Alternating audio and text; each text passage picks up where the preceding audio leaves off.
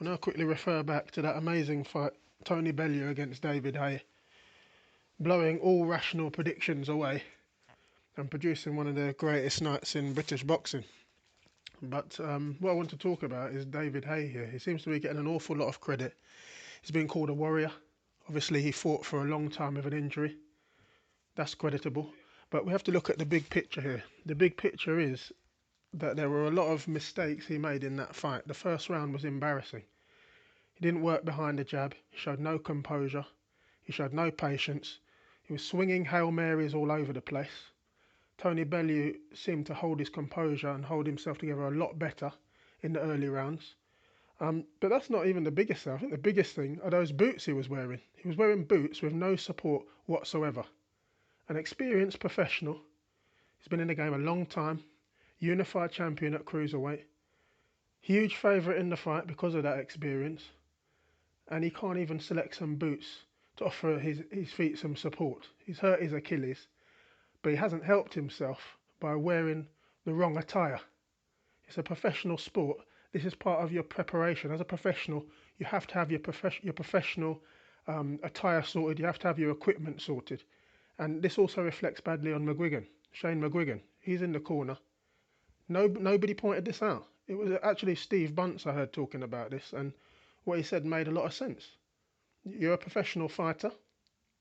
You can't even get your ring attire sorted, let alone your strategy for the fight. I mean, he's got to get huge criticism for that.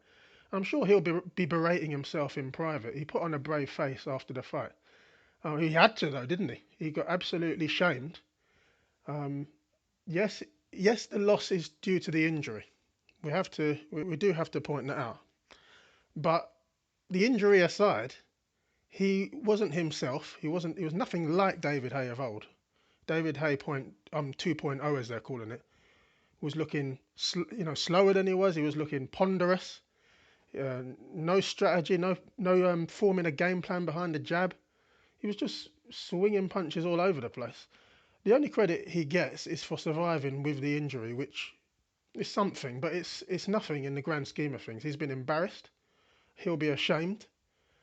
And also, I don't know if he can come back because mentally, this is a huge dent. He's always had a big ego. He spoke big before the fight, and he's come back with his tail between his legs. I think it's not only is it one of the hugest shocks ever, it's one of the poorest um, campaigns and preparations I've seen from a big fight from any fighter. If there is a rematch, it'd be interesting to see how the bookmakers see it, and it'd be interesting to see how the public see it. But on the back of that performance, it'd be Pickham territory because there's a lot of unknowns there. Is David Haye's mentality going to be in the right place? Is he going to turn up looking as ponderous and as aimless as he did on this occasion? He landed a few clean shots. Bellew gets credit for taking them.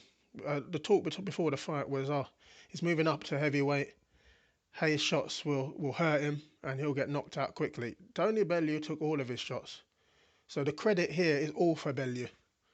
Haye gets that tiny credit for surviving with an Achilles injury, but all the praise is on Bellew. He was more composed.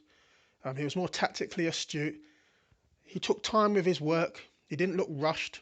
He didn't look panicked. Even when Haye landed a few lovely shots on him. But Bellew, he hardly flinched and he didn't panic. He stayed calm. And a lot of people are saying, oh, well, Bellew didn't knock out a one-legged man.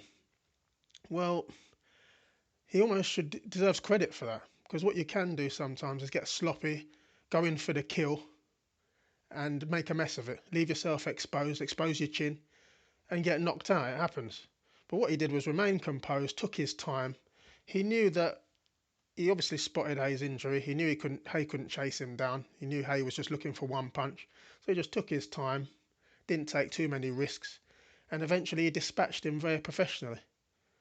So all in all, my assessment of the fight, David Haye's in a very dark place now. I don't know how he sees. I think he probably sees a big purse in a rematch. But as Tony Bellew said, the salt and pepper is on his side of the table. He'll be calling the shots in the negotiation. He'll be lucky to get 50-50 out of that, but that'll probably be the most likely result in terms of the negotiations. And yeah, the rematch will do huge business. So I don't know, maybe both of them can come out smelling of roses. But as far as Haye's reputation, it's left in tatters.